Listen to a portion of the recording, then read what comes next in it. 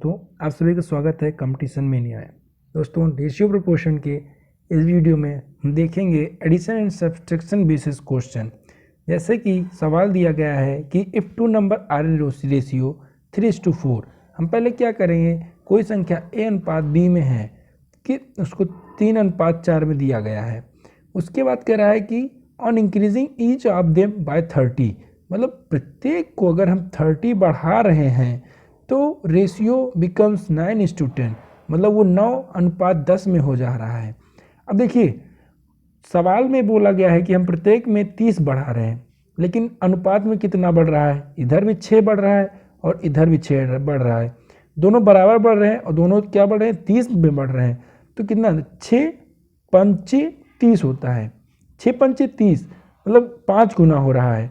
तो अगर ए का मान पूछा है तो हम ए का मान जो है 5 गुना कर देंगे, कितना आ गया 15। और बी का मान पूछा हुआ है तो बी का मान 4 गुना का, हम इसका भी 5 गुना हो जाएगा तो कितना हो जाएगा 20।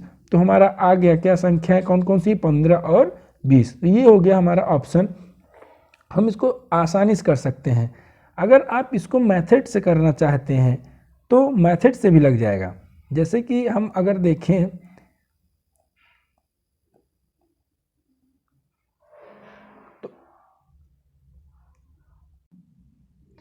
तो दोस्तों, मेथड से ये एक सवाल ऐसे लगेगा कि जैसे दो संख्या रेशियो 3:4 में दी गई हैं, तो हम मानेंगे पहली संख्या क्या है, पहली संख्या हो गई हमारी 3x और दूसरी हो गई हमारी 4x। उसके बाद क्या कह रहा है, हम ऐसे रख जाएंगे, पहली संख्या 3x और दूसरी संख्या हो गई हमारी 4x। कह रहा है कि प्रत्येक को 30, मतलब ये इसको भी हमने 30 बढ़ा दिया और इसको भी हमने क्या कर दिया, 30 बढ़ा दिया। तो अनुपात जो है कितना हो गया, 9:10। तो ये 9:10 हो गया। अब ये इक्वेशन हम सॉल्व करेंगे, इसको इधर मल्टीप्लाई कराएंगे और इसको क्रॉस मल्टीप्लाई इधर कराएंगे। 10 3 30, ये हमारा हो गया 30x प्लस कितना हो गया 30 10 100 300। इसको इससे कराएंगे तो हो गया 9 चौक 36, ये हो गया 36x और प्लस 9 तिरिक 27, ये हो गया 270। अब दोस्तों, इसको हम अगर इधर इक्वेशन को हम सॉल्व करेंगे अगर, तो 30 माइनस 36 हो जाएगा, ये हो गया 6x।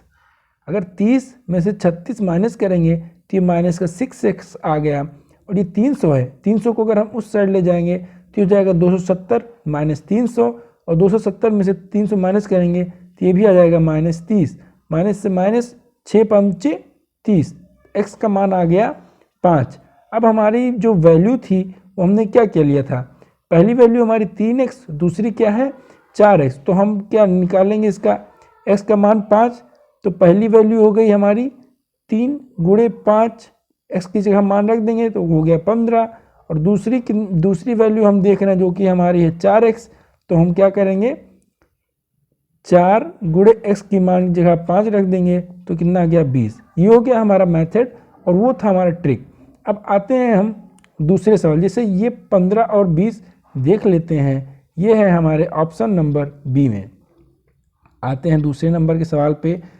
यदि दो संख्याएं 7:5 में हैं, क्या कह रहा है कि दो संख्याएं जो हैं 7:5 में हैं, तो अब मेथड से आप ट्राई कीजिएगा। मेथड से हम आपको आधा बता देते हैं कि ये हो गया, पहली संख्या मानेंगे 7x और दूसरी संख्या क्या हो जाएगा हमारी 5x हो जाएगी। प्रत्येक को 40 कम करने पर, 40 अब कम करने को बोल रहा है दोस्तों, तो इसमें क्या करेंगे, हम 40 कम कर दिए, जो कुछ सवाल बोलेगा हम वही करेंगे। तो अनुपात क्या हो जाता है 27/17। अब इसको हम क्रॉस मल्टीप्लाई करा के, इसको हिंदी में त्रियक गुणक बोलते हैं, क्रॉस मल्टीप्लाई करा के हम यहाँ पे x का मान निकालेंगे। और जो x का मान आएगा उसको जो है पहली संख्या क्या बोला है, सम ऑफ नंबर इसमें दोस्तों पूछ रहा है, मतलब पहली संख्या 7x हो गई और दूसरी संख्या 5x हो गई, तो 7 5 12x, हमें 12x का मान निकालना है। यहाँ जो x का मान आएगा उसको हम क्या करेंगे 12 से गुणा कर देंगे, वो हमारा आ जाएगा आंसर। इसको हम दोस्तों शॉर्ट ट्रिक से अगर देखना चाहेंगे, अगर हम शॉर्ट ट्रिक्स देखना चाहेंगे तो ये बहुत आसान है। शॉर्ट ट्रिक से हमने जैसे पहले बताया, अब आप पहले एक बार उसको ट्राई करेंगे, अगर नहीं आ रहा है फिर तो हम बता ही रहे हैं। तो दोस्तों इस सवाल में हम देखेंगे ए और बी की वैल्यू, मान लो 2 नंबर ए और बी हैं, उनका दिया गया है 7:5, 7:5 दिया गया है, और 4 कम करने पर प्रत्येक में अनुपात हो जा रहा है 27:17। अब इस वैल्यू में देखिए ये 20 कम हो रहा है और यहाँ पे ये 12 कम हो रहा है। तो हम ऐसे मेथड में सबसे पहले हम करेंगे, इन दोनों के बीच का डिफरेंस निकालेंगे। इन दोनों के बीच का डिफरेंस 10 आ रहा है और इन दोनों के बीच का डिफरेंस जो है वो 2 आ रहा है।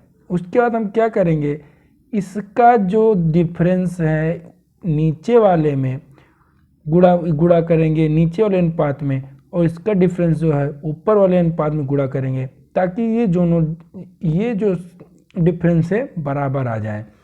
तो ये हमारा नया अनुपात आ गया 7:70:50, और ये आ गया हमारा दूसरा डिफरेंस आ जाएगा 2 से इससे करेंगे तो 7 दूनी 14, 2 दूनी 4, 1 5, 54:17 दूना 34। अब इनके बीच का डिफरेंस देखिए 16 आ गया, इनके बीच का डिफरेंस 16 आ गया।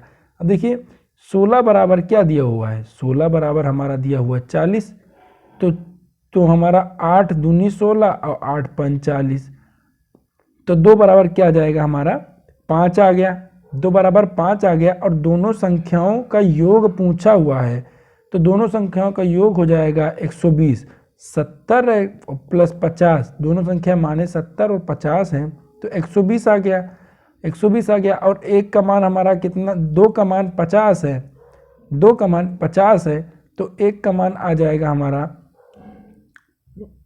देखिए 2 का मान अगर 50 दिया गया है तो एक का मान हो जाएगा 5/2, एक का मान 5/2 आ गया। और फिर 120 का मान क्या हो जाएगा 5/2, और 1 मिनट, हाँ ये लीजिए 5/2 गुणे 120, ये क्या 2 छंग 12 आ गया, 60 आ गया, और 60 गुणे 5 हमारा आ गया 300 आंसर।